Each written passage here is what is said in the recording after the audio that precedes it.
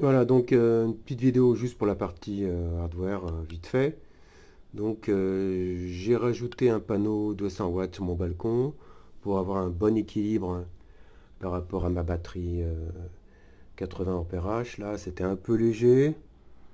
Là, au moins, je pourrais utiliser vraiment pratiquement autant que nécessaire ma station PC ATX.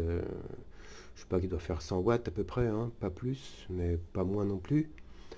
Ça dépend bon, si j'ai deux écrans ou trois, ou quelle carte son externe, etc. Bon, donc là ça marche très bien. On est en plein après-midi, le soleil dans ma configuration est déjà derrière la tour qui est à ma droite là. Donc c'est pas l'heure où j'ai le plus de rendement, pas du tout. Par contre, bon, plus on a de panneaux naturellement, plus on pourra bénéficier de courant aux mauvaises heures et puis l'hiver, hein. Mais tout à l'heure, donc j'ai bien vu la différence, il y a pas photo. J'étais à 10 ampères, 11 ampères, euh, autour de midi, 1 heure, hein. Donc c'est très très bien comme ça. Ça me permet vraiment d'utiliser en direct le PC sans que la tension de ma batterie baisse.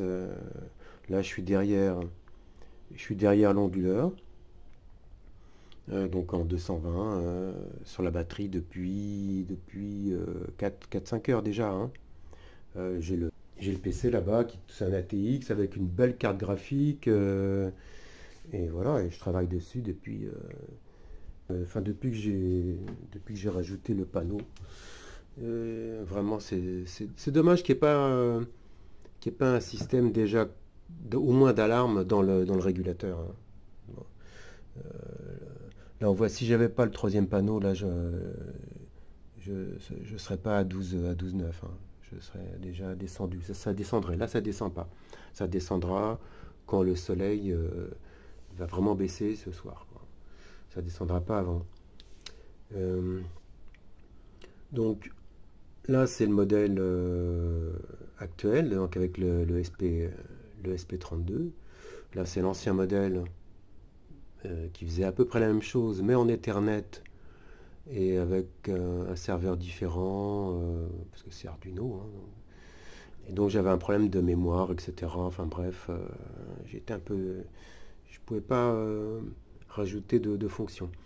Et donc là, sur le SP32, on est tranquille. On a au moins, je sais plus combien de flash. On a 1 ou 2 mégas de flash, donc on est tranquille. Donc là, il y a le pont de résistance qui me permet d'attaquer le SP en 3 volts, hein, entre un 3 volts 3 ou enfin, bon, moi j'ai pris de la marge parce que j'ai peur j'en ai déjà cramé deux.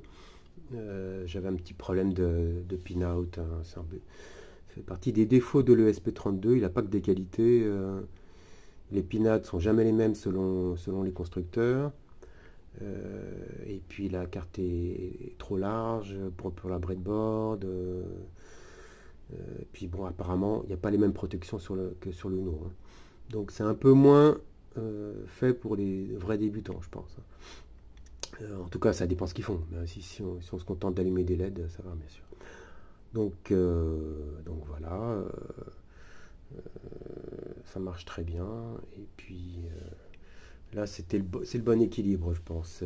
Dans ma configuration de balcon, un peu enclavé entre deux tours, sud-est, mais quatrième étage enclavé comme ça sur un balcon, on ne peut pas non plus faire de miracle.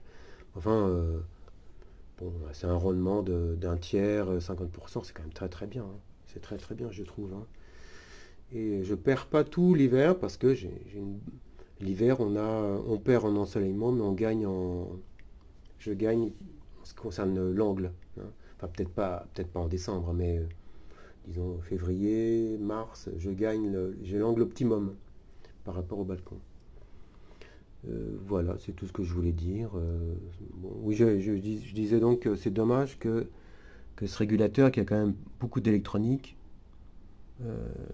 n'ait pas une fonction alarme directement sur la batterie, quoi. sur l'entrée batterie. Il y a un système qui coupe la sortie 12 volts qui est ici. Il y a une sortie 12 volts ici et les sorties USB.